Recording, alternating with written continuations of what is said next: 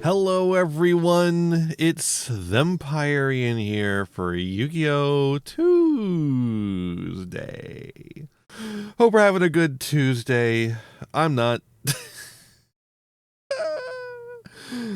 Oh, my wrist pain started acting up again. Wrist pain, elbow pain, really more apparently. Seems to be more of a cubital tunnel than a carpal tunnel, which is cool. So I'm not going to be using my arm too much here. I've got another arm that works. So that's cool. And then I was trying to get into bed on Sunday night after stream, and I lost my balance and I fell. And so now I've got a bunch of bruises on the butt, which makes it hard to sit in a chair. It's better today, so I can manage today. But I am lifting one leg up to avoid putting weight on it. But that's okay, because I normally do that anyways. That's normal, actually. So yeah, I'm not having a great time over here. Oy vey. Oy vey. Well, it's Yu-Gi-Oh! Tuesday, though. We can make it up by watching some Yu-Gi-Oh! And getting some ad money. All right. Let's fucking watch some Yu-Gi-Oh!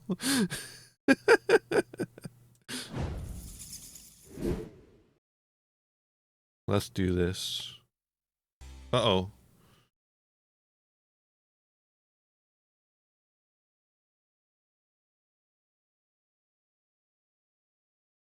What is going on? Why are we having issues?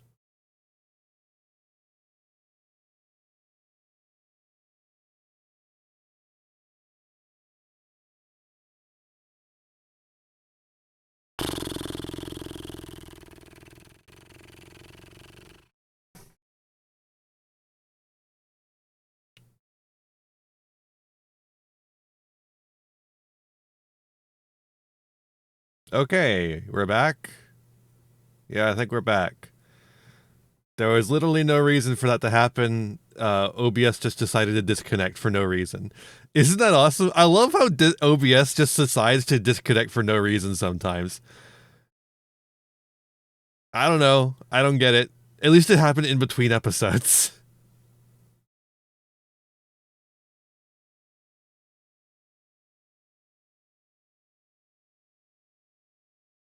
Nope, that was OBS. Come on, next episode, please. Damn it, it's doing it again.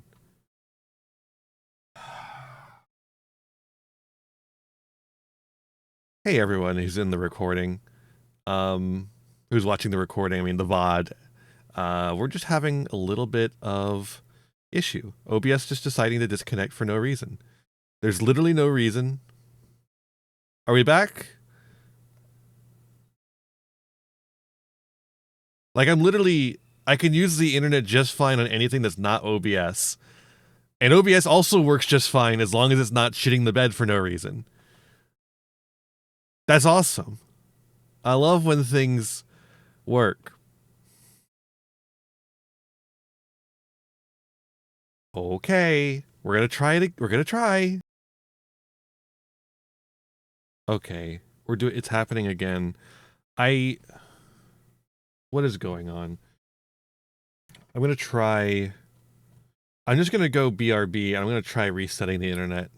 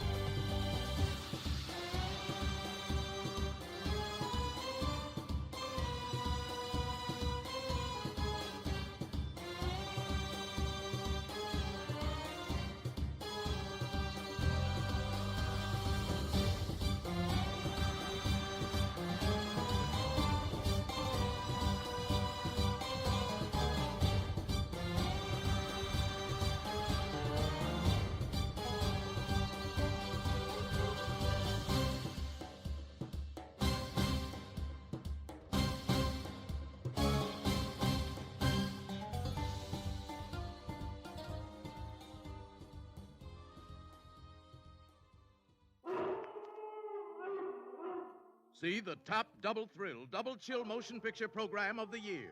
Curse of the Werewolf, in color. The harrowing story of the legendary half-man, half-wolf. His evil beast blood demanded he kill. Hello, everyone. You know what they say? When it rains, it pours. Yeah, my cubital tunnel is acting up again.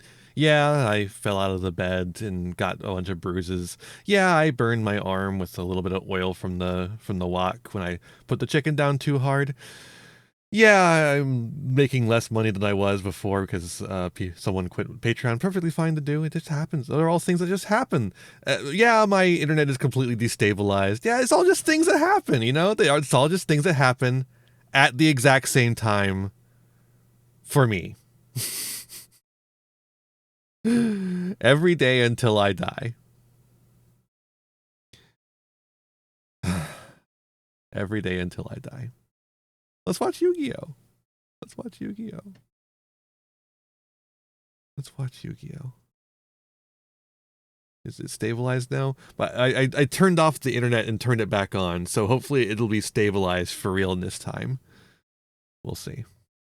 Genuinely believe a lot of people in Yu-Gi-Oh! Scoop too soon. It's knowing when exactly to scoop is a skill you have to develop, and I think a lot of people scoop too soon. Because they know that they can scoop and save some time. Like, they know the theory that, like, if you scoop, you can save some time, right? But I think some people just scoop a little too soon. All right, we're going to take a quick little ad break, and we'll be right back for more episodes. And we got 2 more, I think. So, see you in a sec, everyone.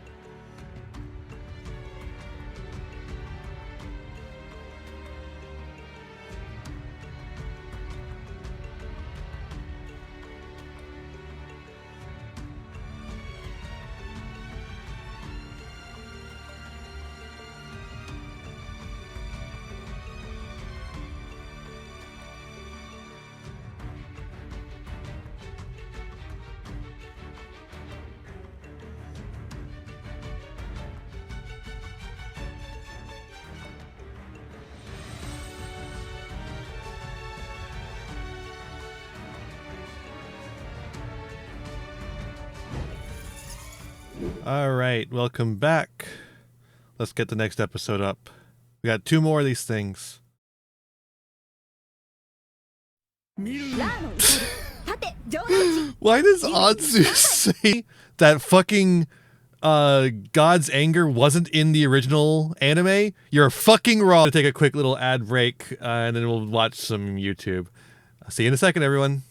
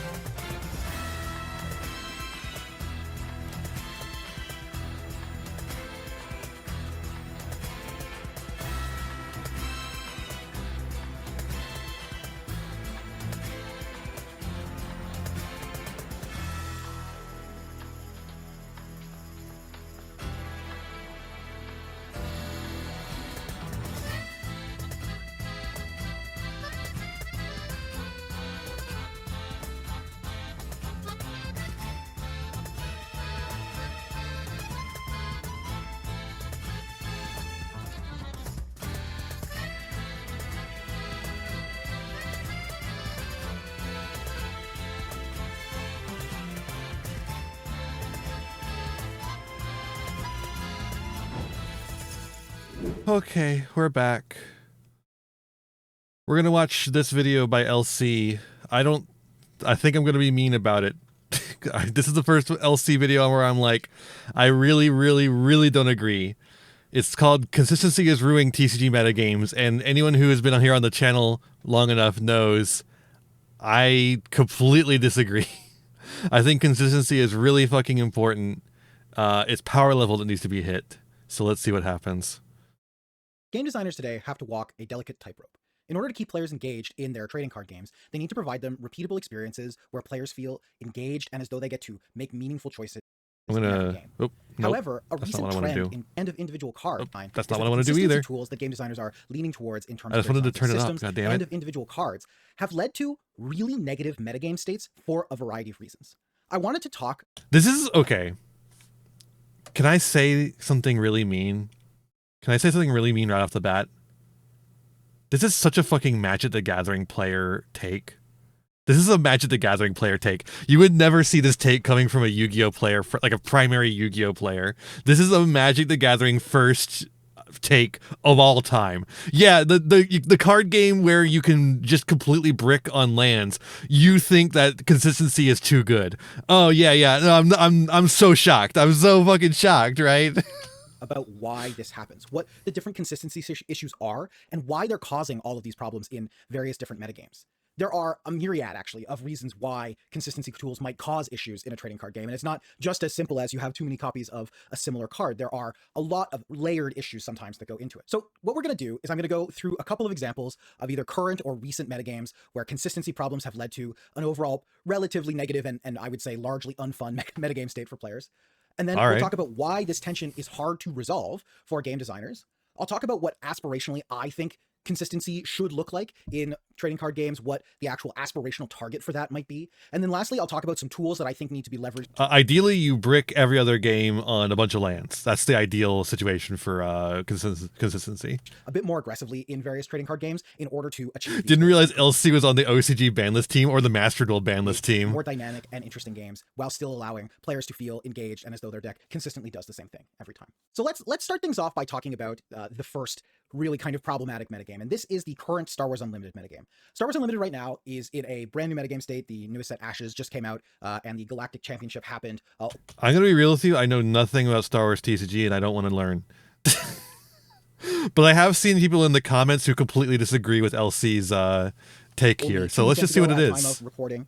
Unfortunately, at that tournament, it became really, really clear that the Cad Bane blue deck was oppressively more powerful than anything else you can be doing in the format. It put 3 pilots into the top 8. It won the tournament. There were many, many more in and around the top 64 of this event. And when people thought maybe because the deck had become more known that perhaps it would be more targetable, that in fact did not happen. On following weekends at PQs and other larger tournaments, Cad Bane blue has continued to be extremely oppressive in the metagame to the point where there are calls for emergency bans or changes to be made right away. But how do we get here? What's the actual problem with Cad Bane blue? There are a bunch of different theories out there and a bunch of different, I think, notions about what the problems are, but I'm going to sum up some of the most important ones and why they trace back to this idea of consistency. Number one, Cad Bane blue is leveraging a couple of extremely powerful late game tools that come in on the 8th turn of the game. Oh, that seems like that seems not a consistency problem at all, huh?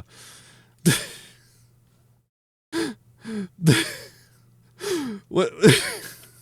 Okay. Or, I'm sorry, on the 7th turn of the game with 8 resources. Now, this is important because of the way in which Star Wars Unlimited's resource system works. In Star Wars Unlimited, you can resource a card every turn. You draw 2 cards a turn as well. So what this means is that by turn 7, because you start with 2 resources in play. Sounds like you got to hit the power level of the deck, huh?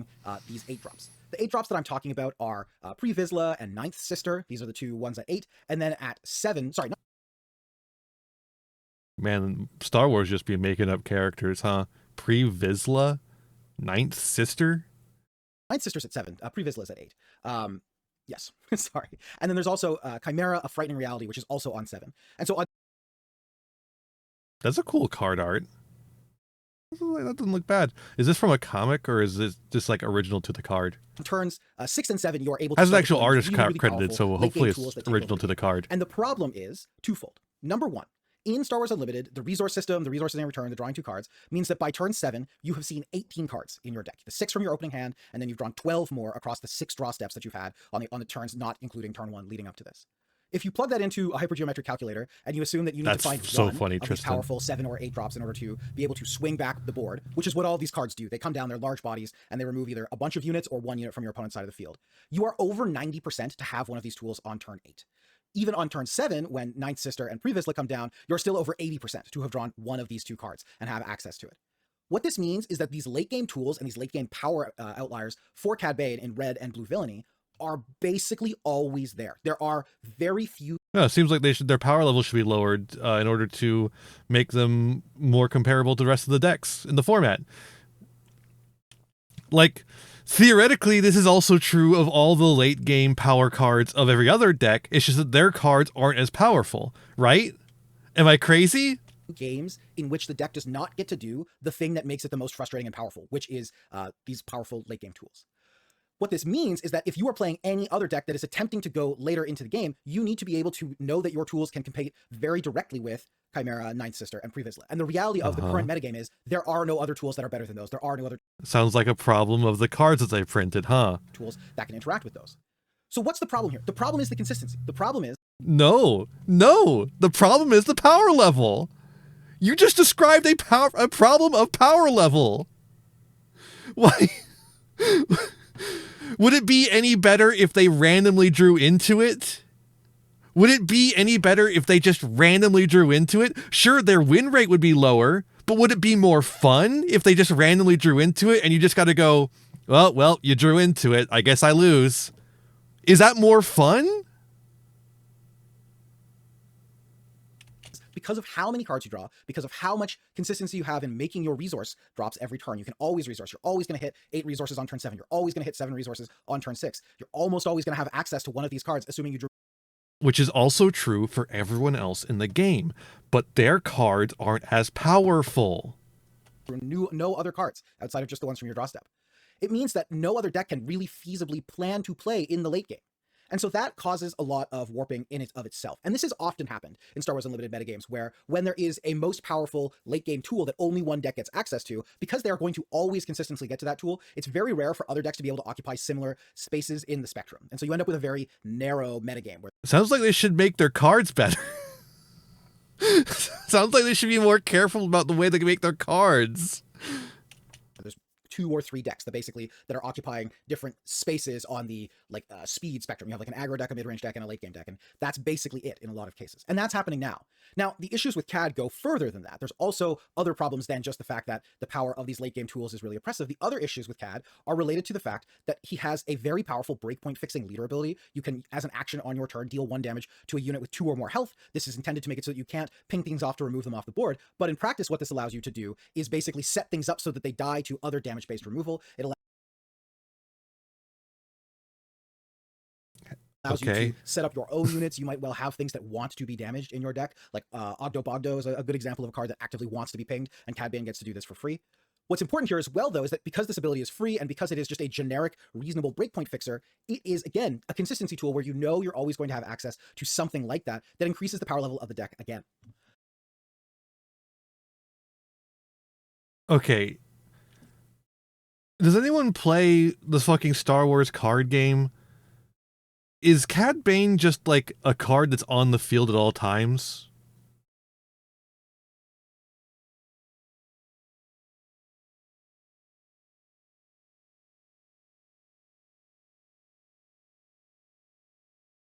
Like,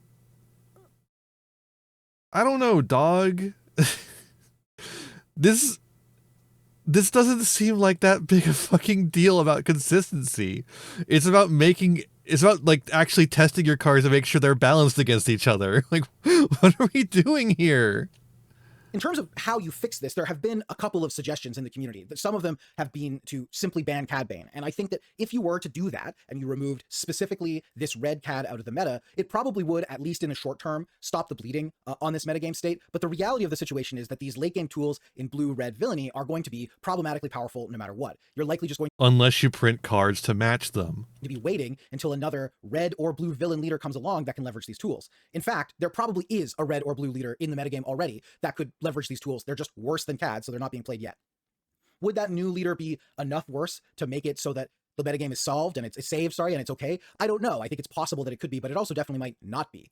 And the other issue is it doesn't actually fix the problem of the fact that no other deck can compete with these villainy tools in the late game, these blue-red villainy tools.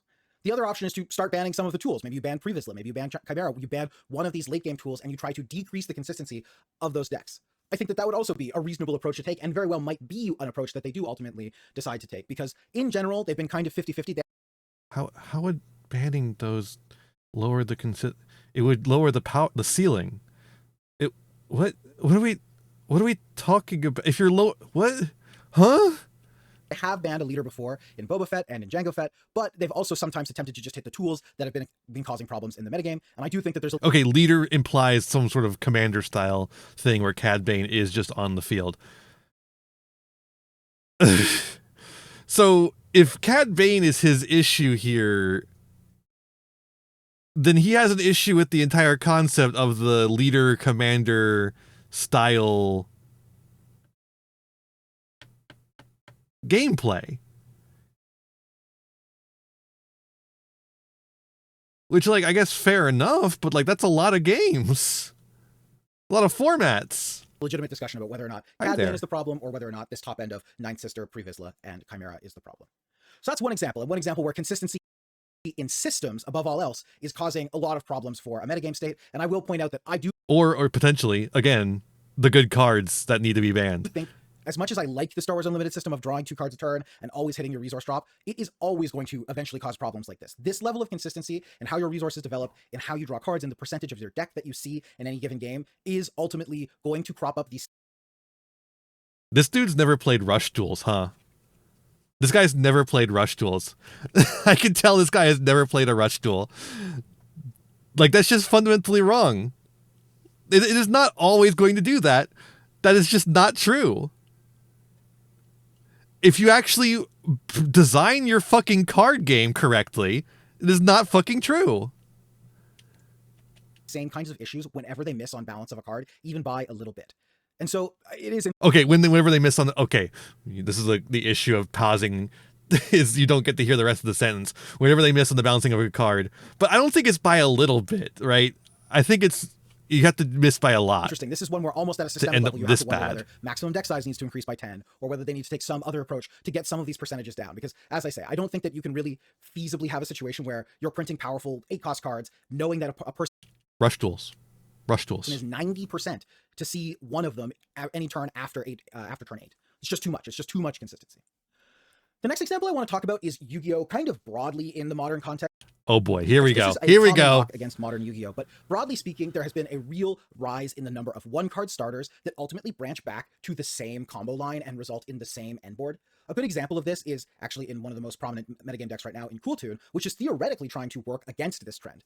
The Cool Tune archetype is structured around synchro summoning powerful monsters out of your extra deck, getting effects from your main deck monsters when they are used as synchro summoning material. And importantly, each of the synchro summons from the extra deck require a specific main deck monster in order to be able to be synchro summoned, or most of them do anyway.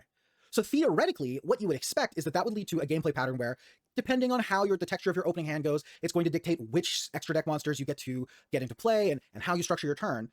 Unfortunately, in practice, because all of the monsters in this deck search for other monsters, you can very easily craft the hand you want in order to get to the extra deck monsters that matter. And all of these kind of branching path combo lines all kind of lead to the same place, and they lead to whatever end board you want. Is that the problem with Cool Tune, though? Like, is that the problem with Cool Tune? That's not the problem. It's not the problem with Cool Tune. That's not the problem with Cool Tune. Because you have so much optionality.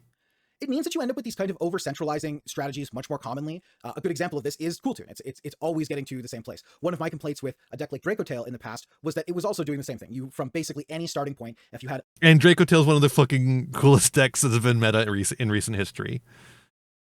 Enough Dracotail names in your hand, you were going to get you get to play the cards you want from your deck? That seems good. Yeah. To be able to do your Rahu, your Ketu, and do more or less the same thing. This is just Magic player played Yu-Gi-Oh! And doesn't like that it's different from Magic. This happens all the fucking time. Magic players come into Yu-Gi-Oh! And they're like, oh, well, I like the game. But what if it was more like Magic the Gathering? Sorry, it's not that game. It's Yu-Gi-Oh! Actually. Really agnostic of what your opening hand's texture was, barring having no names, which is obviously something that could happen. So maybe that's an argument against what I'm saying here. These over-centralized combo lines are more of a reflection of Granted, Magic the Gathering is card developed design, quite they are differently system as design. well. I actually think arguably Yu-Gi-Oh! Systems are pretty well set up to allow you to have variant play based on the texture of your opening hand. The extra deck does a nice job of kind of creating this buffer where you are going to get to do something pretty consistently. And I think if they were tighter on their design decisions on allowing generic rank 4s to go like search anything of a type, like cards like King of the Fairlands are pretty problematic in this regard because they allow you to be kind of too generic and then go get something really specific. But there certainly are examples of, I think, relatively well-managed archetypes that do care pretty successfully about what your opening hand looks like. DDD is a good example of this, where DDD.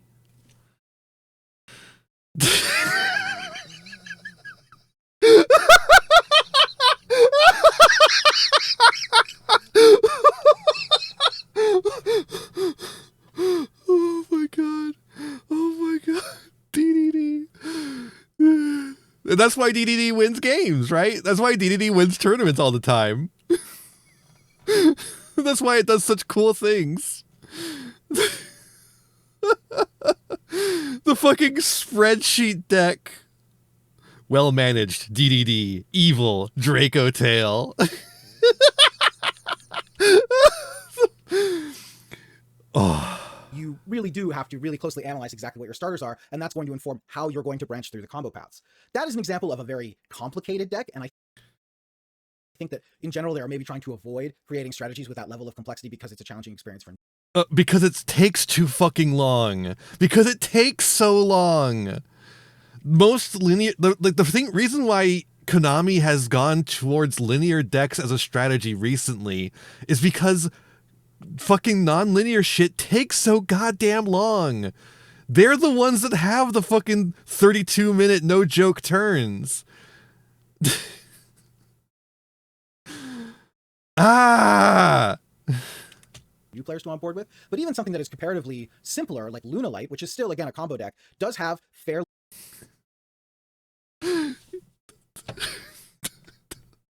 Oh, Lunalight. You mean the deck where you end on 2 towers and that's your fucking game plan? Oh, you mean Lunalight, the deck where you end on 2 towers every time and that's your game plan? diverse draws and combo lines contextual on what your opening hand is. In general, the consistency here has more to do with the construction of cards and the way that they link back through the same chains no matter what. I think that this is something that can be resolved, although I don't know that they necessarily feel a lot of incentive to do so. Certainly modern designs have been trending more towards the kind of centralized one lane because we like it, combo direction than they are into the branching paths non-deterministic way. 3 if you open really I would well. much rather see something non-deterministic scary. be more of the norm and force players to have to think on their feet, but I also understand that that is not necessarily the gameplay experience that Konami is going for with Yu-Gi-Oh! So we've had 2 different examples now, one where I think very largely the issues are related to systems in Star Wars Unlimited, and then one in which the issues are very clearly related to specific card design in Yu-Gi-Oh! The last example I want to provide is one where I think it's some of both. There are issues on both sides that are resulting in kind of negative metagame states, and that's Riftbound. I don't think the Riftbound meta is especially bad right now, but if you were going to point to Riftbound, another card game I just do not care about. The Riftbound meta that has been frustrating for the last couple of sets at this point, it would be the prevalence of the purple decks and how powerful purple as a color is. There are a lot of reasons for this, and I've talked about them extensively. You can go click on basically any of my Riftbound videos and you'll hear me crashing out about the power of purple. They made a big ban pass after set 2 for exactly this reason. Draven was too powerful and the card Fight or Flight got banned. But to me, Called Shot also got banned. But to me, the actual problem card that has remained through all of this and is going to continue to cause problems for as long as it remains legal in the Riftbound metagame is Stack Deck. So Riftbound is a 40 card 3 of game. You get a fair amount of consistency simply by the deck construction rules themselves. The math on drawing a specific one of in your opening 6 cards, because you get to mulligan 2 of them, is already pretty decent. You're like more than maybe mulligan are the problem, really. To see a card if you look really hard for it. And then when you factor in that, again, you have consistent resources. You're always. I don't really like mulligan systems. There's the same consistency where the resources are not in your deck. You are always going to have access to your tools. And then you add in a card like Stack Deck, which lets you look at the top 3 cards of your deck and put one in your hand. The consistency begins to become. What was the problem with Yu-Gi-Oh! Cool Tune could make an end board each game? The same end board, though. It makes the same end board, and that's bad. It's bad that it's the same end board every time because it's not like Magic the Gathering. Quite oppressive feeling, and that has been reflected in the overall metagame prevalence of Sivir, Diana, and Aurelia, 3 of the top 5 decks for the last 2 metagames at this point. And the counterexample was DDD, yeah. At a very high rate. To make matters even worse, which sometimes makes a bad end board instead of a good one. That's the difference between DDD and Cool Tune, is that sometimes DDD makes a bad end board. Vendetta, they Because you introduced drew Kennen, bad. whose signature spell, Lightning Rush, is just stack deck plus. It has flashback, it has flow, you get to play it again. It puts the cards into the graveyard rather than the bottom of your deck, which is actually an upside in some instances. And unsurprisingly, Kennen is the most widely played new Vendetta legend. It's very clearly going to be a powerful Lunalight was also a counterexample, which I cannot believe Lunalight was a counterexample. powerful archetype, and it's something that has a lot of different branching paths that you can go down in terms of its deck construction because of the power of stack deck and Lightning Rush to streamline the consistency of the deck. Will it become too powerful? I think time will tell. We will see after the first couple of large tournaments whether or not we see Kennen really coming into prominence and replacing some of the other strong metagame players, but it certainly seems as though, even based on early reporting, it's definitely going to be a playable deck that you're going to see at a fairly high rate. Is most The of this issues in video going to Riftbound be about are twofold. Riftbound? One, at a systemic level, guaranteed resources in conjunction with 40 card, 3 of decks is already very Guaranteed resource. Did you hear that? Did you catch that? Chat, did you catch that? Guaranteed resources. Do you know what the opposite of guaranteed resources is? Magic the Gathering land system. The plot thickens. pretty consistent. And I think that you would be at risk of running afoul of some consistency issues regardless with those deck building rules. And when I say 40, it's really 39 card decks because your chosen champion starts in your deck but then ends up in the chosen champion zone. So technically even it's 39 card decks. You have a little bit more consistency. On top of that, you also have this insistence What a on weird thing to printing do. draw Why cards does it and start in printing the selection main cards deck into and then only some of the get colors. And you played? see that reflected down into what legends are ultimately playable.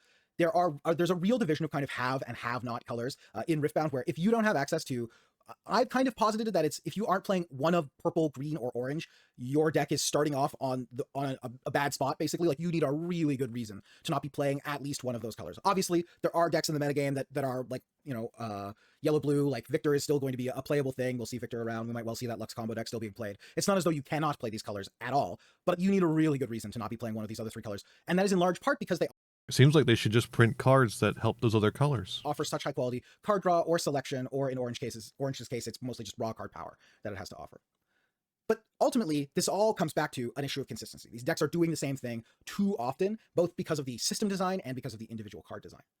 So that's kind of 3 examples, one on either extreme of like all of it is basically system related.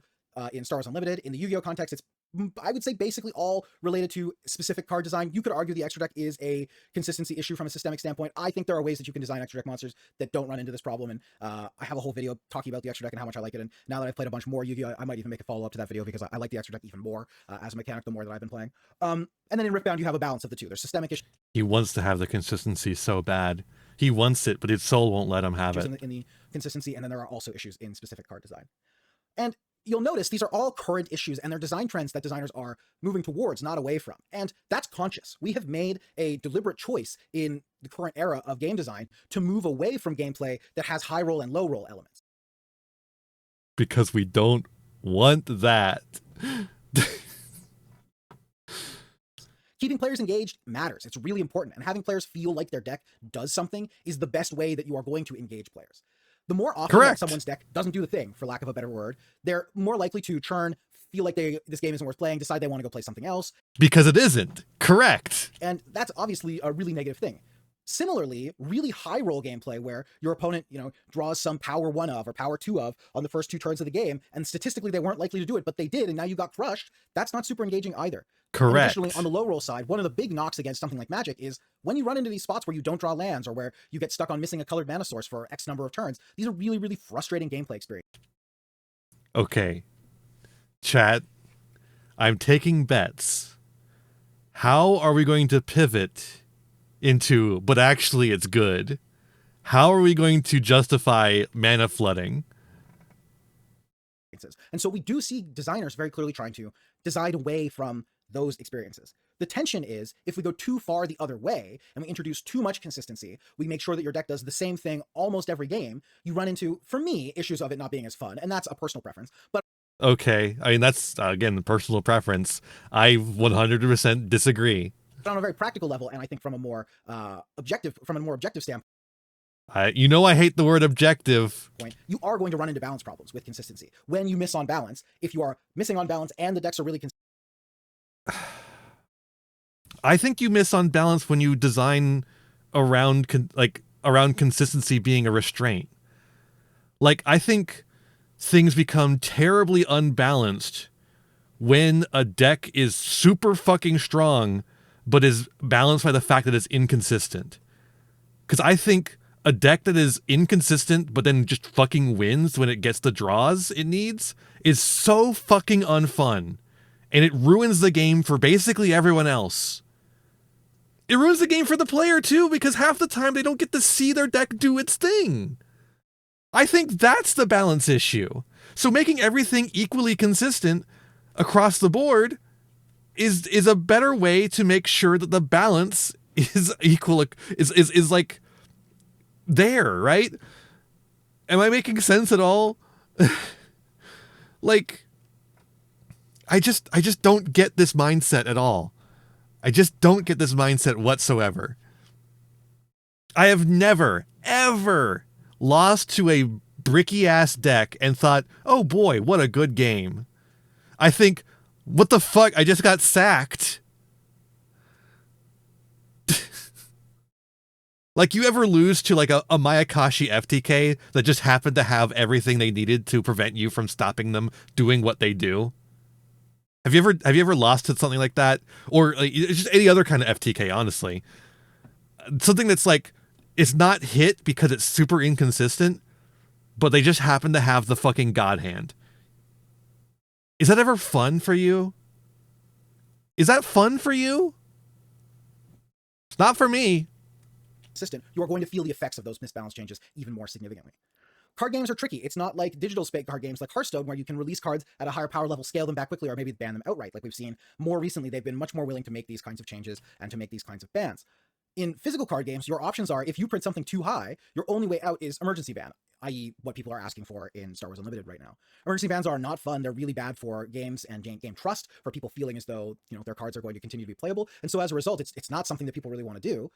So this tension is tough. This tension is challenging to resolve. And I think you're seeing more and more designers lean to the side of, I'm going to accept that the game is a little bit too consistent so that I don't churn people for not having fun, versus I'm going to let the game be high variance, but people are going to enjoy the high variance highs enough that they're going to stick around. And can you emergency ban all of Star Wars Unlimited so I don't have to consider it? Thank you. Yeah, true. I think that's kind of the dichotomy that you're running up against. So what should consistency look like? What's the aspirational position for consistent and engaging gameplay in a trading card game? I got a couple of examples here, and I've got kind of an overall thesis statement that you've already probably heard me saying a little bit in the video, which is that ideally, I think aspirationally, you should have variant gameplay contextual on the texture of your opening hand, and that those should be similar. You should have similar game plans based on what your opening hand looks like, but it shouldn't be identical. You should be pathing towards the exact same win condition every single game, which is something that I think we're starting to see a bit of an over-centralization around. You can hear people talking about this, let's say in the Riftbound context, where the Diana deck's game plan is stabilize, be ahead with Ravenbloom Student potentially, and then ultimately your end game kind of tool, the way that you win the game, involves using Hui and Ride the Wind. And this is something that they're going to try and do in 70% plus of games. They're going to be ending the game with some combination of, hey, Hui, Ride the Wind, or maybe you're just ahead enough that you're winning without. Could you use an example of it's really consistent? Yu-Gi-Oh? Your game plan is really consistent. Or and any game that I care have seen about? that before in games like Magic, where you have archetypes that are planning to draw the game out very long, right? Control decks have historically been built in a way where their deck is like 95% interactions and ways to not lose the game, and then 5% win condition. Think Aetherling, think Nephalia Drownyard, think Sphinx's Revelation or Consecrated Sphinx. These things where your deck is playing like 3 or 4 win conditions. You're going to play them when you have 12 lands in play, and you can hold up 2 or 3 counterspells after you play it. This is fine. This is very different. These are decks that are planning to take the game to a length where you're going to have seen basically your whole deck. So it's not so much an issue of consistency as you are going to have played almost every card in your deck anyway, and you've picked the best win condition from amongst those cards. But amongst decks that are attempting to play the game at a kind of regular speed and tempo, where you're trying to end the game kind of in the middle ground of game length for your trading card game, I think that you really aspirationally should have variant win conditions and variant paths to those win conditions contextual on your opening hand.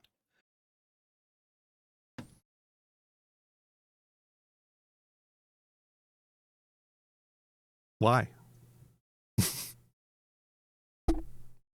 That's all I gotta say. Why? It's just personal preference. I don't know. So that's my kind of like big broad strokes, what I would like consistency goals to look like. I have a couple of examples here of things that I like, and I think that have done it in an okay way. And then I have obviously already given you examples of things that I think have caused problems in that regard. So one example I already mentioned offhand, but it is the Lunalight archetype in Yu-Gi-Oh! I think that this one, while it is always pathing towards Liger Dancer now, as its win condition, I think that the way that you get there is variant enough, contextual based on opening hand, that I think it feels pretty reasonable. It's not a situation where from any one card starter you get to 2 Ligers, for example. It matters a lot what's in your opening hand. Specifically, if you draw like Gold Leo, then yeah, like obviously the world is your oyster. I've got Lunalight players in my chat. Is that true? Because I'm pretty sure you always get the 2, right? Don't you always get the 2? Or at least almost always?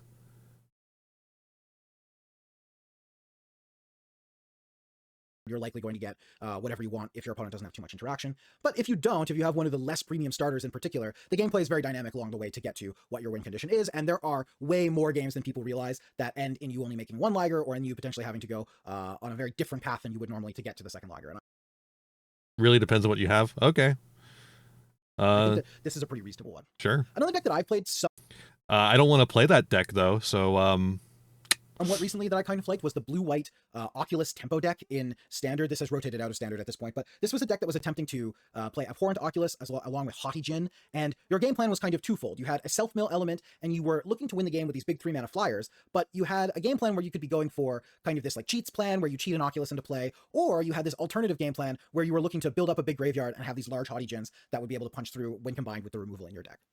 These games were really interesting because you saw a bunch of your deck, but it went into the graveyard rather than it being in your hand, so you had access to a large amount of resources, but not all of them were super useful right away. And you really did oftentimes have to decide whether this was an Oculus game or whether this was a Djinn game. Were you playing as more of a tempo strategy in this matchup? Are you playing as more of a Reanimator combo deck in this matchup? What was your role based on what your opening hand looked like? I thought this was quite reasonable and quite interesting.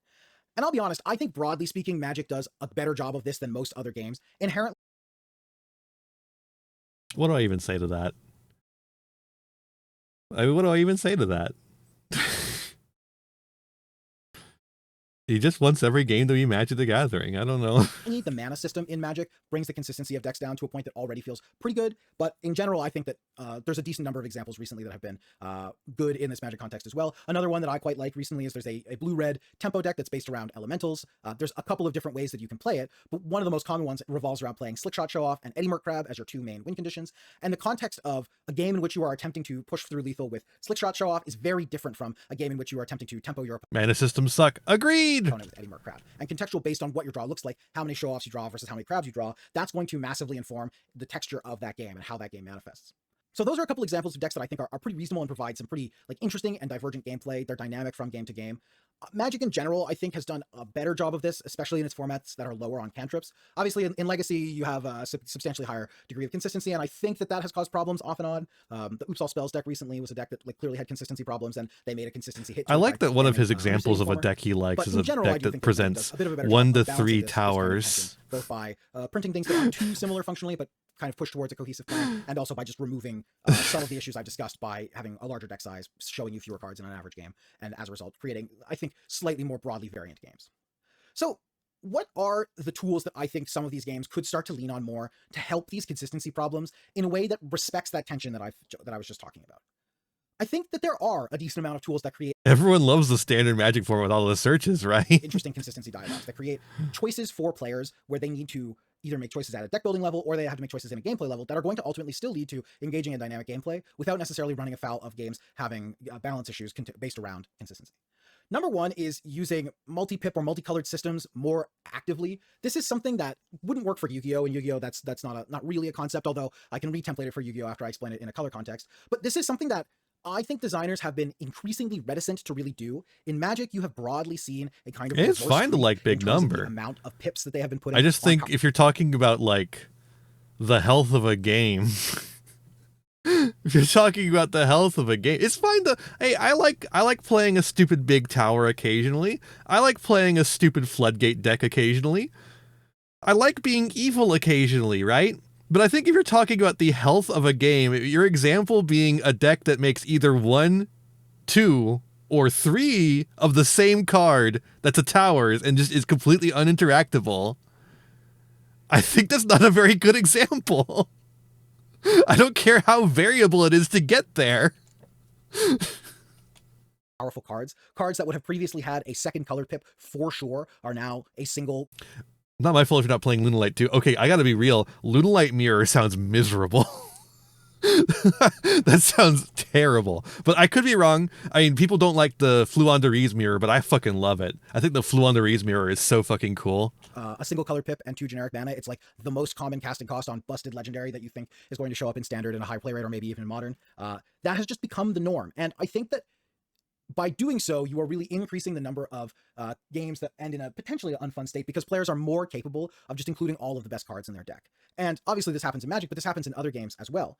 Star Wars Unlimited, fairly infuriatingly, introduced the concept of triple aspect cards at the start of this new rotation. And in my mind, when they introduced that concept, I thought this is such a great choice. It's going to allow them to turn the lever on cards to make sure that they can put powerful effects, either be they units or events, into Unaffected by card effects, and your opponent can activate effects or cards in response need to be stopped printed on cards. Yeah, I think unless it's like a going second tool, where like your opponent can activate effects or cards in response, is just like a means by which to give the second person going second away back into a game. But even then, I don't really like those kind of cards.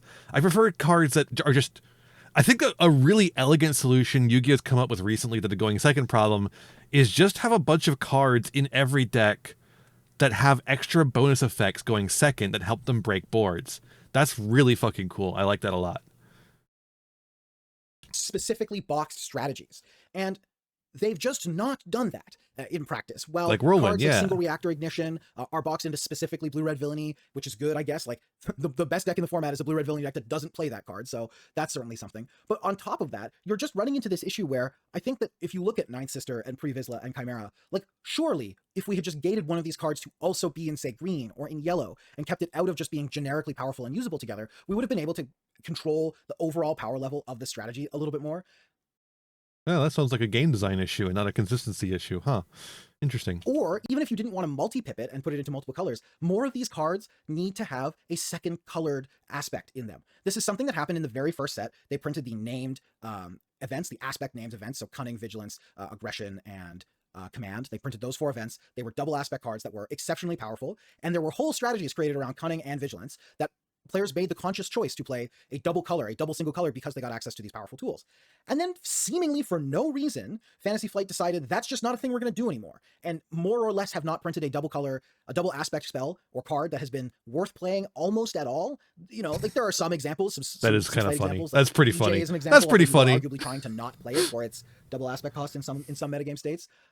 And overall, what this means is that like you just get to play all the best. Here's stuff. this new game mechanic. By the way, we're never printing it again. Something that you can look at as well. Pre-Vizsla is this exceptionally powerful board swing. We know it's something that people are going to be interested in. What if it had just been blue villainy instead of being blue villainy? It seems as though they've kind of defaulted into this decision. And I think that if you added more pips and you use the pips more aggressively, you would be able to box some of these things out and force players to make more concerted choices about how they played them. Similarly, in Riftbound as well, there's probably something to be said about the fact that more pips could be added to some of these powerful effects, although I think that issue is less specifically one there.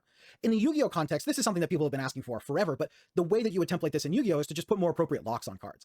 The really obvious one that everyone kind of asked for was like Havakiri should have a reptile lock. Sure, that's a great one. But just in general, I think there are tons of other things that you can look at where the locks that these cards put in place are not substantial enough to actually force players to make meaningful choices either in deck building or in gameplay. And if you added more restrictions in this way, you would at least mitigate the situation where you would force players to make a trade-off between a highly consistent deck and a very high ceiling deck. Liger Dancer isn't completely unaffected. He's totally unaffected by Lunalight effects. Games are Lunalight effects. You can play around it. Oh, cool. So true. You know what? I think I'll just play that new Goemon card instead. And it is in part because you're not putting resources in the decks anymore, like in Magic. So you want to make sure that you're keeping like a somewhat similar ratio. You don't want people to have like 15 or even more, right? You'd have to have like almost 23 ofs in order to fill out a full 60 card deck. And designers are moving away from that as a design paradigm. I kind of wouldn't do that, I think. I would say let's make people play 60 card decks and increase the variance a little bit, make sure that we print enough cards that allow people to still have consistent curves if we're going to offer them consistent mana curves through our other systems in the game. But 40 cards with 3 ofs is, I think, offering a level of consistency that makes games begin to start to play the same across a metagame. You begin to be able to map out exact paths of games based on what your opening looks like, and your openings are going to look similar enough due to deck sizes and the limited on number of cards in your deck that you can have, that I think that this is something that we could look at as well. Even something like if you want to play 40 cards, let people only play 2 of something. I think a really interesting dynamic in Hearthstone specifically around this 2 of system, obviously 30 cards 2 of and 60 card 4 of, is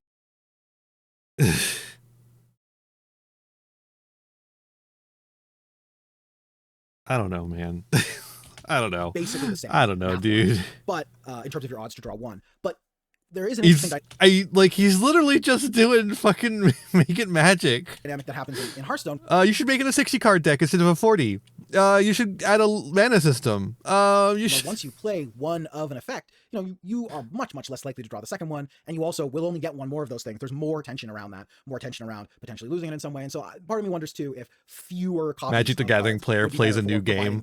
What if it was more like Magic? Texture of your opening hand, because you would force people to have more diverse opening hands simply by the number of cards available to them in their deck. Something that I would like to see, this is more specific to Yu-Gi-Oh! I would love to lock specific endboard pieces behind specific starters more aggressively, and this requires architecting entire archetypes differently, right? But for me, I would much prefer if the Cool Tune archetype was structured in a way where if you did not start on the right name, you didn't have a path to RS, or maybe there were... That deck wouldn't win. That deck would lose. We tried this. They're called fusion monsters. They're called fusion monsters. We tried this for a long time. They don't work. They're just fundamentally worse than everything else you could be. They're fundamentally worse than just summoning monsters.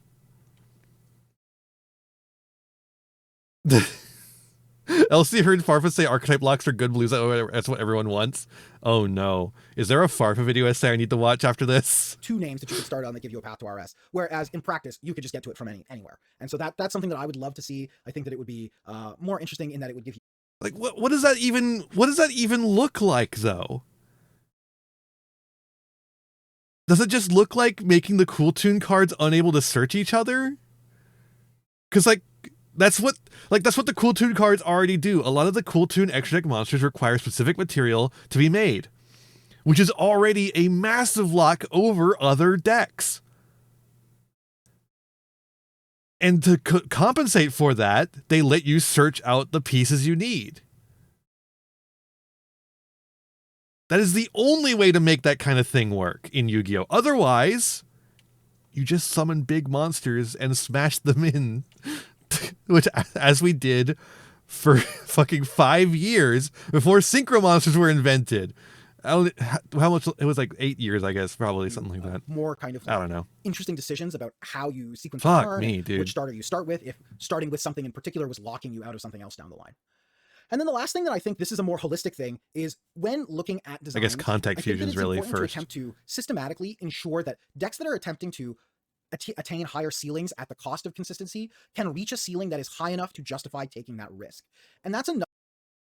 I just fundamentally disagree with this. This is just one thing where LC and I are just never going to see eye to eye. I just think decks that work that way, that have an incredibly high ceiling to justify how inconsistent they are fucking miserable. I think that sucks. I hate it. I hate it so much. Other problem that you see manifesting fairly frequently in something like Riftbound, there are not really traditional ramp decks. And the reason is that playing Aurora and just consistently playing Aurora on 9 is better than just playing ramp spells and trying to hardcast dragons out of your hand and drawing them. And the reason for this is that technically the ceiling on these other ramp decks is a little bit higher. If you can get the perfect curve with dragons, you are probably going to end up with a stronger endgame than the Aurora player. The problem is the difference is not that big. The ceiling on it sounds like they could use a little bit more consistency on their ramp cards. Orange Dragons deck and the ceiling on a purple orange Aurora deck are if the dragons are here, the Aurora deck is here. It's not big. It's a very, very small gap. And the trade-off is the Aurora deck is vastly, vastly more consistent. And so I think it's important to find ways in design to reward players for taking risks in a way that gets to pay off those choices. A card like Renekton in Riftbound's newest set is one that I kind of like in this regard, where I think theoretically this is the right design direction to go, where you can say to players, hey, you can sacrifice a bunch of your resources to play a head-on curve, and if you draw the right texture of your opening hand, that's going to be especially good. And I think that that's not in a situation where your endgame... As someone who played 4 seasons of Cyberdark, which has a 7 negate ceiling but horrible consistency, I don't think we should make every deck like that. I mean, that's what the deal with... Spiral was after they unbanned Quick Fix recently, in Master Duel. Not recently anymore, it's been a while now. But when they unbanned Quick Fix in Master Duel, you could do a fucking Spiral deck combo that ends on Nightmare Griffin and a bunch of fucking stupid ass cards that just lock out your opponent from playing, essentially. Sometimes. And it's never fun to fucking play against. Ceiling is higher than other decks, but your early game ceiling is so much higher than other decks that maybe that trade-off becomes worth it.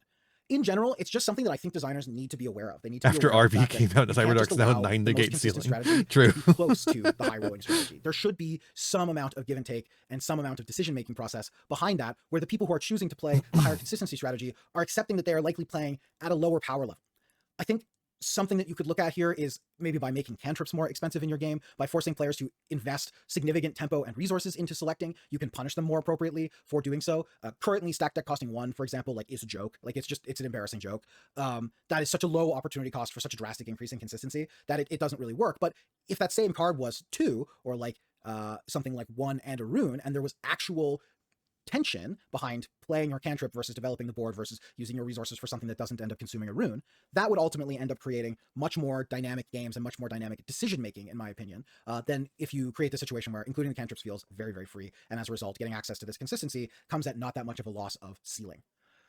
So that's it. I think those are the tools that I would look at, things that you could change. If you have other ideas for creating interesting consistency like issues, I would be all for it. I know, for example, like Issues. Yu-Gi-Oh uses the limited and semi-limited. That's just a misspeak. Consistency hit decks sometimes and say you're going to be less likely to draw this starter. And while that works, it also means that like when they do draw the starter, you just want to roll out of your chair. I mean, anyone who's played against Malice kind of like, wait, what?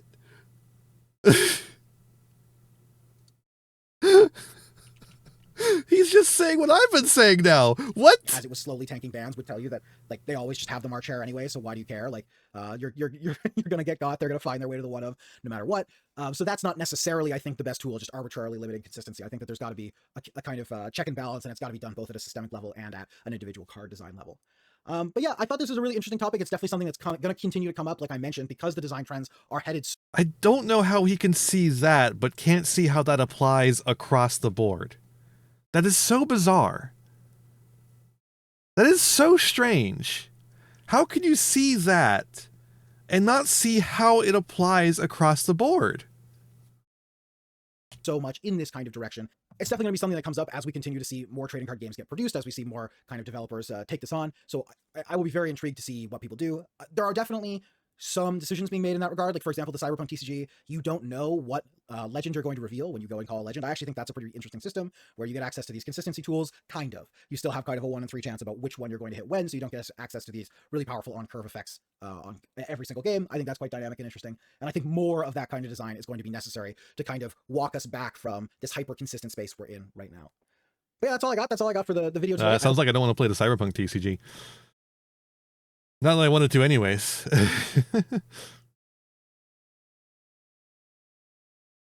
When the Lockbird is droll. True.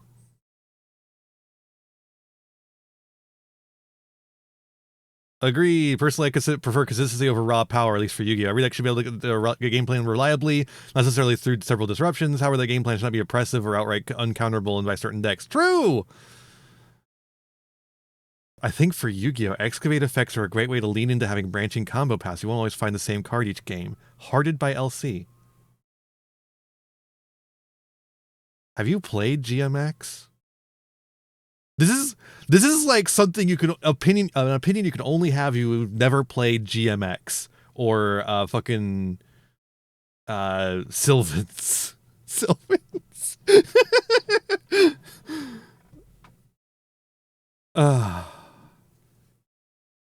But yeah, as I said, there's people in the comments who don't really agree with the assessment on Star Wars.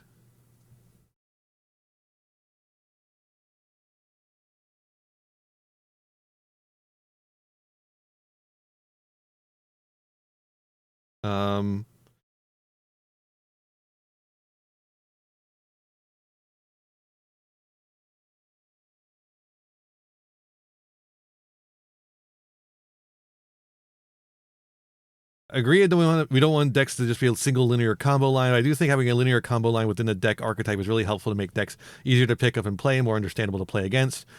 Skill expression and variance often comes from your main combo being interrupted by your opponent or conversely understanding how you can. That's the thing, is like in a vacuum, Draco Tail is a linear combo line in a vacuum, but in actual play, hand traps make it variable.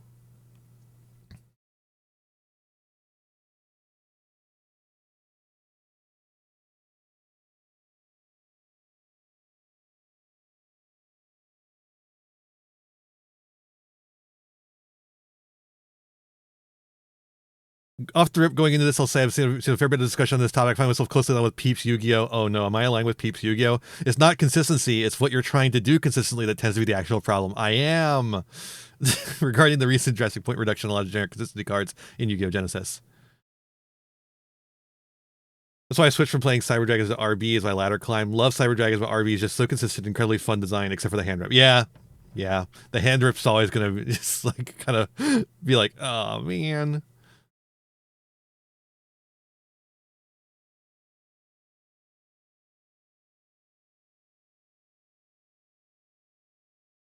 It is well documented that people prefer games with randomness. Games that are 100% skill-based usually do not do well. What?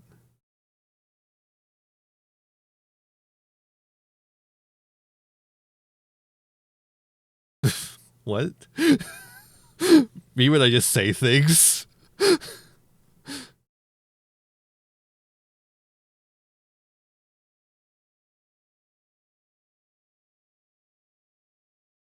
Another person's consistency isn't the problem, it's what the consistency leads to.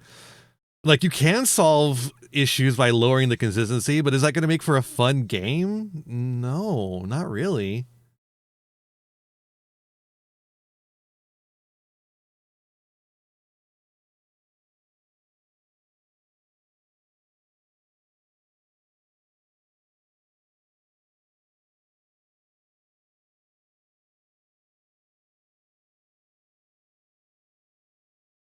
I can hear the peacock in the yard.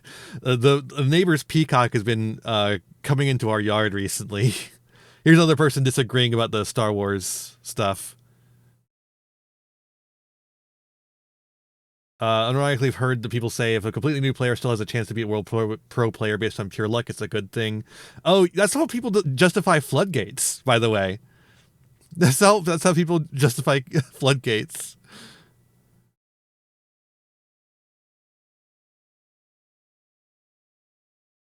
So apparently there's a Farfa video essay. We should probably go watch that too. Maybe, dude, if I like the Farfa video essay better than that, is it this one?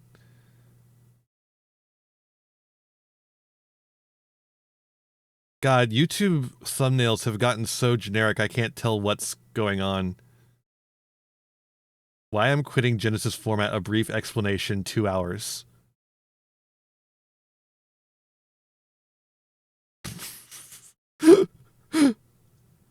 Oh.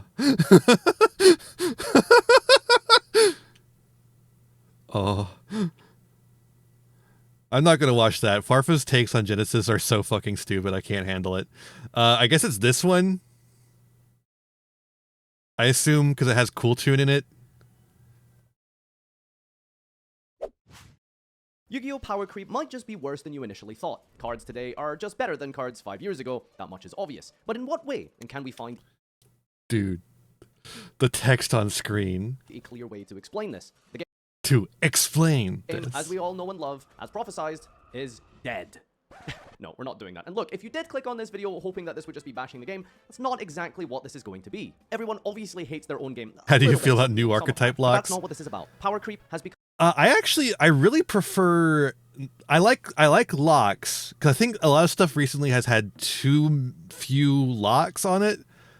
I don't like archetype locks. I think they're too narrow. What I really like are locks on typing or attribute or both. Like Fiendsmith doing something with light fiends, right? It's all of its stuff involves light fiends. Now, that obviously doesn't actually lock you, but all of its stuff involves light fiends. If it had a lock on light fiends, that would be really interesting, right? But a buzzword in modern gaming to refer to just about anything involving the forward flow of time. But what do we actually mean? Champions and heroes released in 2026 are usually just flat out better than those 8 years ago, with better ults, more flexible signature abilities, and generous activation requirements. Hell, they've even managed to power creep chess, Angeliki, an archetype which can take your opponent's monsters through the EMZ in Genesis format. Genesis format. Listen, the problem with Genesis format is, in the context and realm of power creep, join me as we together define, discuss, and dissect this topic in complete depth. First of all, we will begin with Incomplete depth. It's a Farfa video. I know I'm not getting that. outlining power creep. What does it mean? What does that actually constitute? Second of all, we will quickly highlight some of the most egregious examples of power creep and what that actually entails. Of course, some of this will be quite obvious. How far can we go from a Fallen of the White Dragon versus a Mathmech Circular only a few years ago? And third of all, today we will be going over the quiet power creep, the sort of Mathmech Circular is still a really powerful card. It's just, it's a Cybers card, so it can only do so much as far as the Cybers deck goes, right? spark for what caused me to think about this and discuss this topic. What does that mean? What is the quiet power creep in Yu-Gi-Oh? And what are some of those examples? And finally, we will be talking about the future and what this means in the long term. This sounds like your kind of video, then please make sure to EU subscribe, exclusive like the ruling, video, true. comment down below with some of your examples. This is the problem. Okay, so I was just gonna go on a tangent. Sorry, we're just gonna go on a quick little tangent. The problem with that, Tristan, is literally that they didn't give EU the fucking Genesis mats. They didn't give EU those Genesis mats that we have that get rid of the extra monster zone. So people just forget because it's right there. Annoying. Features of what power creep and the quiet power creep could entail. They just do not give a shit about No, EU. It's so annoying. Look, it's rough out here, dude. That's what I'm saying though. It's like it misleads the player by having it there. I'm not saying that the judges didn't get it or anything. I'm saying the extra monster zone being there just causes issues of forgetfulness because we've been playing with the extra monster zone for almost a decade.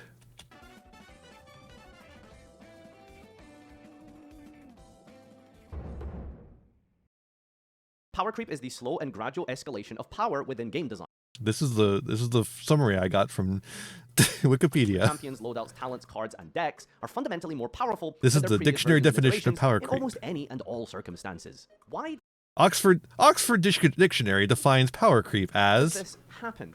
Well, power creep usually is used as a tool to sell future updates, future boxes, and cards for you to purchase. Oh, he's making a joke. Zuchi, he's making a joke because it was in because it happened in Genesis. I think it didn't get caught, right? That was the thing, right? Is that it didn't get caught for a while? Just because you're going to want to just play with the broken shit. That makes sense, right? From a business perspective anyway, it makes sense. In 2016, Konami printed the card Twin Twisters, a quickly spell that, for the cost of a discard, could destroy 2 of your opponent's spells and traps. Twin Twisters became the go-to back row removal because problem, while Twin Zuchi. Twisters had a discard cost, more often than not, this could be seen as a positive, with graveyard effects becoming more prominent at the time, and notwithstanding the loss of a card in hand, with 2 to 3 card combos being the norm, it was often better to just clear the powerful back row like Solemn Strike and Fogblade to guarantee your plays at the time. Twin Twisters quite literally I love the replaced shit you Mythical can Space see Typhoon in overnight. Twin In Twisters. the 7 or so years since then, MST has been ran over Twin Twisters in only really a handful of deck lists until, of course, the modern advent of things like Lightning Storm, and even the archetype based around MST, Radiant Typhoon. And yet, where is Twin Twisters today? In the same way that MST was replaced, Twin Twisters likewise got replaced with the Lightning Storm, and even an unbelievable, still banned card in the TCG, Red Reboot. Actually, it got replaced by Cosmic Cyclone. In the context of back row removal, spell and trap destruction, this linear and gradual change 'Cause it's a power better level that card. we've seen over the last 10 years is really well encapsulated in the process going from MST to Twin Twisters to Lightning Storm and Red Reboot, and even circling back in some ways today with the unbanning in recent years of Harpy's Feather Duster. But for the most part, you can see that there is this cascading level of power with regards to just individual cards. Over time, we've seen all sorts of Yu-Gi-Oh cards get stronger in different categories. Hi From the there. defensive cards to the extenders, the extra deck toolbox, things that have only gotten more resilient, versatile, and the ceilings of the combos have also increased to staggering heights over the course of the game's lifespan. Now, my favorite cards to talk about in this context is the extra deck toolbox monsters, and I think they perfectly elucidate exactly what we're talking about today. One of the first Xyz monsters ever printed was Maestro, the Symphony Djinn, a generic rank 4 that could be used to very simply set a monster your opponent controls from face up attack position to face down. This was one of the first generic Xyz monsters that could deal with your opponent's problem monsters. Remove is a strong word to use for Maestroke, but the idea of setting a monster and then attacking over it was sort of the goal that you were going with. Defense points were usually smaller than attack points. Now, first and foremost, the thing to highlight here is that Maestroke is an extra deck monster. There is no requirement to draw Maestroke. In the early days of Yu-Gi-Oh, more often than not, you would have to wait until you could actually Sounds like they should lower the consistency of it. draw an out I'm not going to do that whole Fissure, video. and then Morphosis with a level 1 to equip your opponents, or just simply drawing the one of Dark Hole in a deck I've been that doing uses all right. at least 40 cards. And so with removing cards at any point in Hope time, you're if you doing had well. 2 level 4s, no requirements of a tuner, no requirements of an archetype, you could overlay 2 guys into Maestroke and attack over something. And while Maestroke is a good card to be able to get over monsters, there is a lot of prerequisites. Your opponent must have no Maestroke responsible in it. hand, you must have no back row, you must have no back row that deal with summoning or attacking, and on top of that, the monster must have no protection of sorts. Well, the next step after Maestroke, less than a year later, was Black Ship of Khorne, another rank 4 monster whose effect read that you could simply target a face-on monster your opponent controls and send it to the graveyard, while even performing a bonus 1000 burn damage. No battle phase required this time. But notice how the gap is very minimal. The Black Ship of Khorne isn't so much better than Maestroke. It wasn't leagues ahead, and in 2013, when this card was released, if you were playing a rank 4 deck, you would more often than not just play both of them together. Sometimes it'd be good to do the little bit of burn damage, sometimes sending was better, sometimes the monster would have too much attack points, Hell yeah. very little defense points, and so Maestroke would be the better option. The following year, in 2014, we saw 2 cards released in the same set, Legacy of the Valiant, Evil Swarm Exciton Knight, and Silent Honor Arc. And these cards alone propelled the rank 4 pool to new heights like never before. Rank 4s were already the most generic ways to interact with the edge deck by this point, and since they didn't require a tuner, and the most economical normal summon in Yu-Gi-Oh! Is the level 4, which maximizes the stat weights given to a card without requiring a tribute, this was good for pretty much every relevant archetype at the time. Evil Swarm Exciton Knight was a quick effect, again, quick effect, to destroy all other cards on the field once per chain, as long as you had less total cards than your opponent. I don't think I need to explain how this eclipses both Maestroke and Black Ship in most contexts, and I understand that this is comparing apples to oranges somewhat, since the removal in this context is based on things like card advantage, or even your own potential set cards risking being blown up. Years later, Correct. in the set Flames of Destruction, we got the Nightmares, a series of link monsters that were completely generic, and that they had no level requirements to make in the first place, but with the cost of discarding a potential positive effect for many decks around this time period, like the Orcusts, they could destroy all kinds of cards. Cerberus could destroy a special summon monster, Phoenix could hit a spell and trap, and Unicorn could avoid the graveyard altogether by returning its target to the deck, albeit while requiring 1 more link material. But the reason these cards were so good was that if your deck could facilitate the swarming and the bodies, you could summon these over each other, unlike an Xyz monster. Plenty of danger decks and other swarm strategies around at the time could just keep flooding the field with monsters, and so you make a Nightmare into a Cerberus, into a Unicorn, and through that, you have eliminated 3 of your opponent's cards, just because of how generic the summoning mechanic itself of link monsters is. If you want to find out a little bit more about this time period specifically and are interested in watching a Am I wrong in thinking these are sort of exaggerated takes channels have to explore when Yu-Gi-Oh! Isn't dying and is probably going to thrive with the magnificent sets on the way? I don't think you're wrong. Yeah, I think you're right. Like, nothing that he said here is wrong exactly. It's just like, when did Maestroke come out? Let's actually go to the Yu-Gi-Oh! Card database. Maestroke. 2012. Exciton. 2014. That's 2 years apart. Nightmare. 2018. That's 4 years apart. Power creep is inevitable in a card game that doesn't have rotation. I think 4 years is plenty of time to do a power creep. documentary on this. I have a video on my channel called The Story of Firewall Dragon. And obviously, this is going towards SP Little Knight, right? It might be going towards Masquerena. It's like, let's do Masquerena as like a middle point here. Let's get up Masquerena. Let's get up Masquerena. Let's fucking get up Masquerena. God fucking damn it.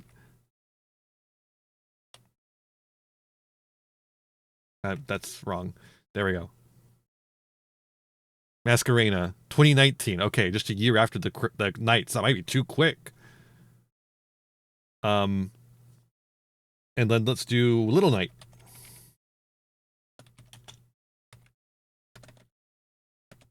God damn it. 2023.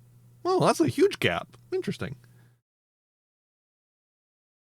Don't want to deal with tunes. Yeah, the tunes are a little scary. They're a little crazy. You can check out and have a look at and see exactly how people still use MST Dark Hole and Reggae. To be fair, they only use MST because of the nightmares are. They've almost vanished from competitive whatever play. you call it, the new in an MST support. Years Otherwise, ago. they'd be using This Cosmic is not for their intended Cyclone, purpose. if Because anything. Enter SP Little Knight, a completely generic link to that can back. He didn't even go to Masquerena. He didn't even go to Masquerena. This is a 5-year jump here. Banish any card on the field or in the graveyard, while in the process having a trigger effect to dodge targeting abilities that your opponent might use to disrupt her. From Mace Stroke to Little Knight, the chasm in power and the game design gap we talked about. Again, 2-year gap here. I don't know where the corn is coming in. I guess I didn't look at that one. But like 2-year gap from here to here. And then 4-year gap to here. 5-year gap to here. Earlier is obvious. And that's not to criticize this or say that this is a bad thing, but it is very interesting to see that gradual change from the extra deck monster toolbox into the position that it is in today. Then, okay, then what is it to... If it's not to... What are you saying then? If it's not to say that, what are you saying? So what do we mean by slow power creep? We've given a linear example of how this has been really obvious with things like the toolbox and the extra deck. And of course, I don't want to spend too much time talking about the obvious power. It's an observation. Archetypes, that much is pretty obvious. But I wanted to talk about the more niche effects on cards and how these are so plentiful nowadays that sometimes we don't even necessarily think about them. And so it's a bit odd that I'm going to be bringing up Snake Eyes Poplar since I did mention niche effects, but it is very fascinating because there is a certain aspect here that I think is extrapolated upon other cards and become the norm. What do I mean by that? Understanding why Snake Eye was so good on the surface is obvious. This card was part of a singular card combo of which there were more than 20 starters that facilitated it, which gave you a nigh-on unbreakable board that could pretty much beat most Yu-Gi-Oh decks ever made. I wanted to bring up Poplar because this is perhaps the ultimate version of power creep in a singular card. There are parts of this card which have been copied time and time again onto other cards to make modern archetypes stronger, and it's this part here. If added from deck to hand, Poplar becomes a special summon. A typical normal summon that gets you a body out of the deck, like for example, Tour Guide from the Underworld. Yeah, wait, why was he using footage from fucking... I hate how many people are just accepting that there's a fucking AI Yu-Gi-Oh account and they just like use footage from it and shit. To hand traps. So while Snake Eye Ash, its main facilitator, could be negated and disrupted, when Poplar is added from the deck to the hand with Bonfire, a normal spell that simply reads add a Pyro, this buffs Bonfire from a regular searcher to simply reds an emergency teleport, a free body from the deck. This exact effect has been duplicated onto other cards, like Tenpai Genroku, a support card of Tenpai that essentially allowed you to do the same thing. Turn a searcher in the deck from a normal run-of-the-mill Rota into a special summon directly out of the deck for any named monster you require. Junk Armor does the same thing for Synchron support, Crowley with Justice Fusion, and even lower power decks in It's Genesis a really form. cool design space that they opened up. Maybe with Poplar. Was it Poplar the first one to do it? We started calling everything Poplars after that, but I'm not sure if it actually was the first one. It's the first one I remember, certainly, though. And it's a really cool design space they opened up. Glad they kept doing it. Have had this exact wording duplicated onto their effects to power up modern cards. Cards that you would normally think of as extremely broken or powerful have taken this. What a pun. True! Let's talk about another example, and that is reinforcements of the army. Rota, the standard for searching cards. I've mentioned it once or twice already in this video.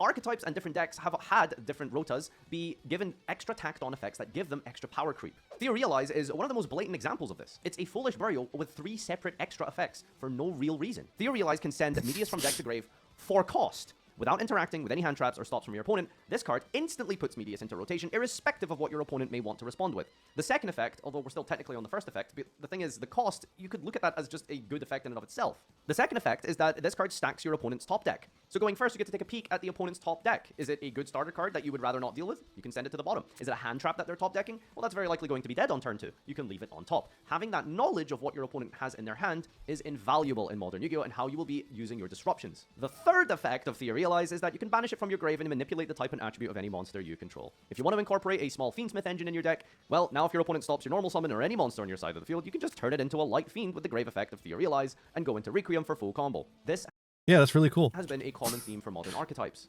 Even rogue ones. It's tacking on bonus effects onto Rotas, onto Foolish Burials, onto these basic searchers and standard combo lines of spell cards. There are graveyard effects attached onto traps as well to help give you some more resources and resilience. Another example I want to go over is recycling hand traps. This has become a modern kind of theme for a lot of archetypes. I remember the first major example of this consistent interaction was in 2019, where Sunlight Wolf could add back Ash Blossom from the graveyard. But now we've had decks like Cooltoon, and notably Dracotail as an archetype, take advantage of this. Blue Eyes, a deck that could just search Effect Veiler, was very much a relevant part of the early discourse of this year. Going back to Arthalion, it is a boss monster which would normally be designed in a way so as to act as removal. But instead of removing cards, it can also recycle resources in your graveyard and let you reuse your disruption. And I think this is emblematic of a lot of modern card design. Well, the most obvious thing to say is, well, more text means more effects, which means more power. It's important to question what type of effects are being added on, because you see, a card like Arthalion might not be the most powerful boss monster in the same way like a Red Eyes Dark Dragoon is, but it is far more versatile. And I think that's what matters when it comes to having a powerful boss monster, outside of just the obvious quick effect negate. Having a boss monster that can deal with multiple situations and going first, second, offensively, defensively,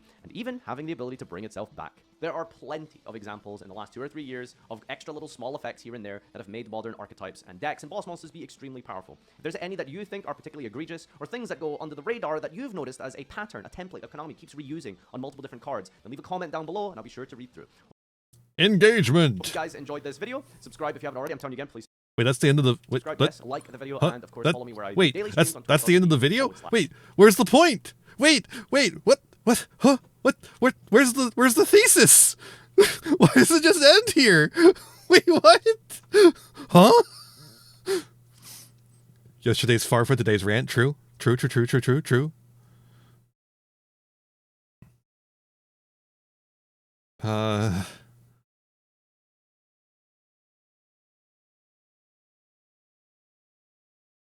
Thank you very much.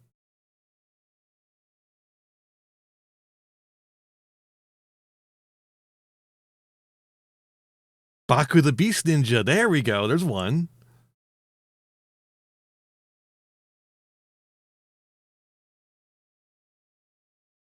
The titles just because that's what YouTube titles have to be these days. They don't have to. I don't make mine. I guess I don't make a lot of money off of mine, but I name mine different stuff and they get successful sometimes.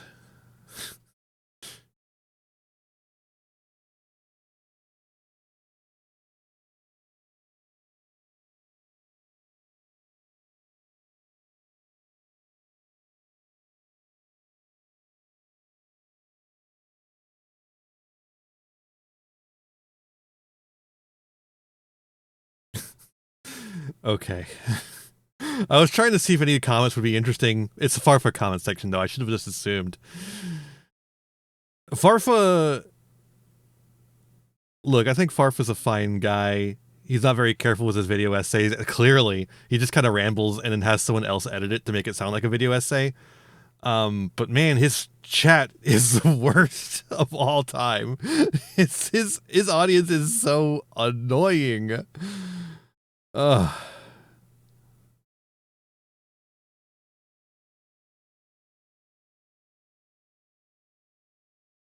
Can't deny it was better than the previous video. I kind of do deny that. Mainly because I don't know what it was about. Like, even if we're talking about the fact that, like, even if we're ignoring the fact that it had nothing to do with the title, it kind of did a little bit. Even if we're ignoring that, though, it just doesn't have a point to it. It's just saying things that are very clearly obvious.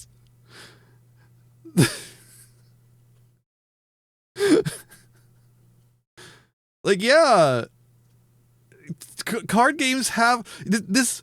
Ooh, this video is so bad, it makes me want to make my own version of it to prove you could make it better. What do you have? Like, you're pointing out these things that are very obvious, honestly. What do you have to say about them? And what he has to say is, well, I'm not actually saying if it's good or bad. I'm just saying that it exists. And like, why?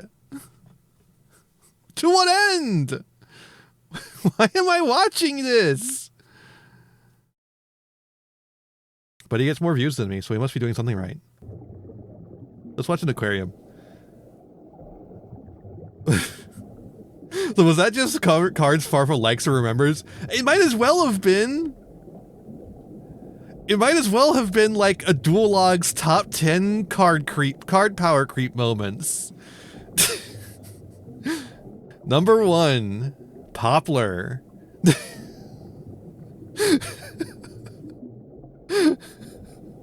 What the fuck was that?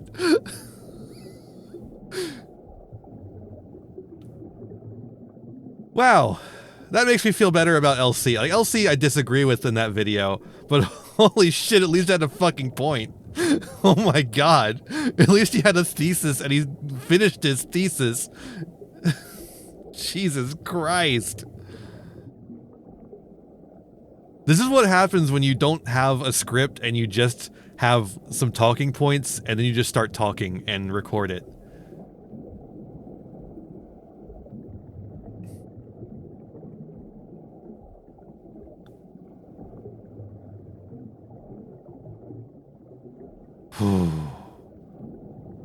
The aquarium's calling me down. The soothing power of the aquarium. Ah, yes. This is a life. The life of a fish.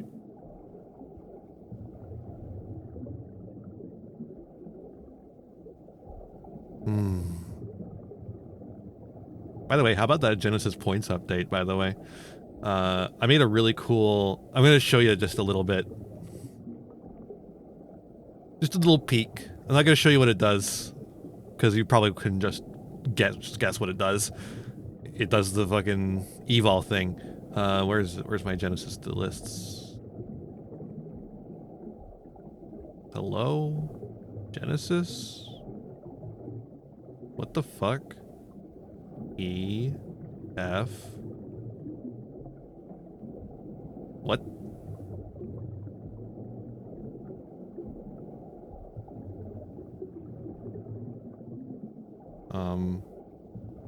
Hello?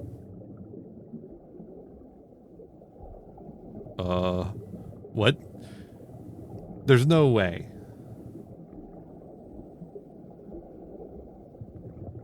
What?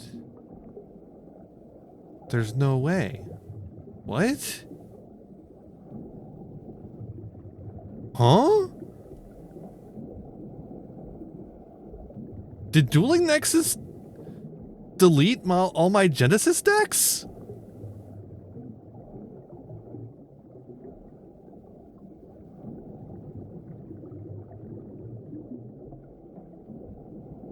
Because I have a huge section in the G's all labeled Genesis. Did they fucking delete all my Genesis decks?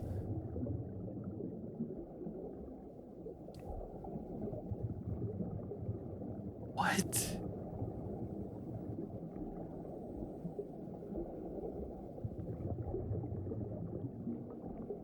What the fuck?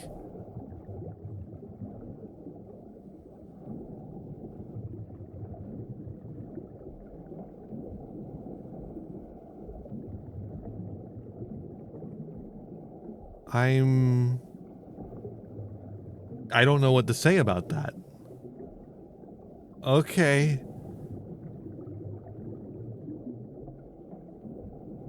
Like, hold up, Jen. It.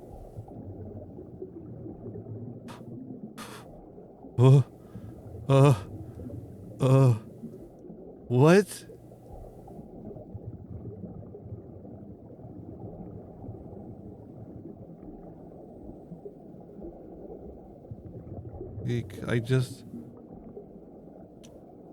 I don't... What's going on?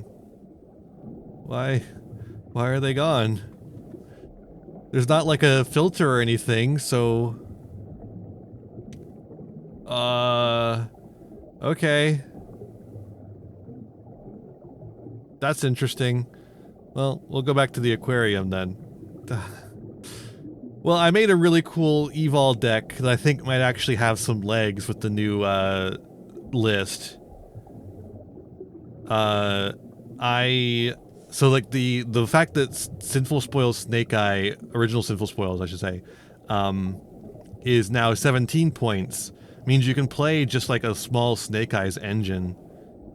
And that gives you access to like some rank 1 plays, some rank 8 plays, and gets you more access to OSS, which can just set up like 1 to, you know, at least 1 Evolzar, right? And that's pretty good, right? An Evolzar is a couple of negates. Now, Lars is 20 points, which, you know, is actually reasonable. I don't blame them for that. But like, all you're doing is you're doing 20 points into Lars, you're doing 17 points into OSS. The rest of your points can be whatever the fuck you want. Some people are playing Bonfire. I just don't think that's right. I think you just go 3 Ash, 3 Poplar. I don't give a shit about normal summoning Poplar. I think that's fine. I actually don't know. This is like an updated list, by the way. Is Diabell Star points? I assume she is. Yeah, 20 points. So don't even bother playing her. You're just playing like 3 Ash, 3 Poplar. You can play a Flamberge. Flamberge does some really interesting things for the deck. For one, it's removal in and of itself, and it has like some interruption opportunities by like summoning things you put in the back row. But also, it can put stuff in the back row that you can summon and then pop with Final Bringer of the End Times, making Final Bringer of the End Times a lot cheaper, which is really cool. Also, obviously, it lets you, very slowly steal your opponent's monsters, just deal with them outright. It's a cool card, and just having that plus like rank 8 pool, plus rank 1 pool, plus just the ability to very, very consistently make a Evolzar every game is I think maybe enough to consider. Like for Genesis, that's not bad. That's not bad at all, especially with how much repeatability it seems to have to me. And depending on what you draw, you can even do like you do a lot more potentially. So I think it's pretty cool. I'm excited to see if anyone how it does. I wish I had a good place to make videos about stuff like that. But like, I don't want to put that kind of effort into a video for the Clips channel, Batchu's Library, which you can subscribe to right now. Here it is. It's where all the reacts go. But I can't really do that kind of stuff on the main channel, because if I do a thing like that on the main channel, it gets 174 views and then dies, as opposed to like the 2,000 views that the video essays get. Even if I try to make it a video essay, it just doesn't. If it's not an actual video essay, it just doesn't get the views. Did you react to the points? Yep, right here. That's the most recent upload.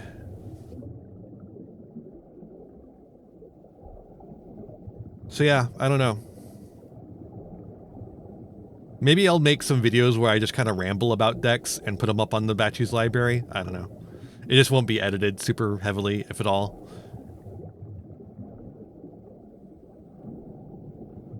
I don't know if people would like to see that. I would like to get more. I would like to get this channel monetized at some point, but takes time, especially when it doesn't have the power of the 2K view videos. But just being a YouTuber, eh? Hate it. That's why you should give me money on Patreon, so that I don't have to worry about that stuff as much.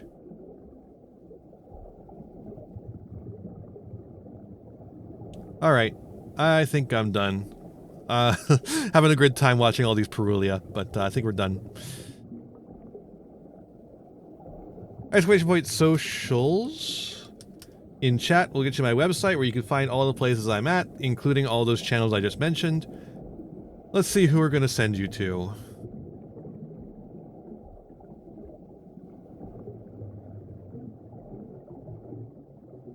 Who are we sending you to? Whoa, Zero's streaming. Fucked up. Let's raid Zero. Zero has only been up for a little while. Perfect. Alright, gonna send you over to Zero. When you get over there, be kind and courteous. That's all I ask of you. With that said, be kind to yourselves, be kind to others. Have a wonderful rest of your day. Bye, everyone. Bye-bye.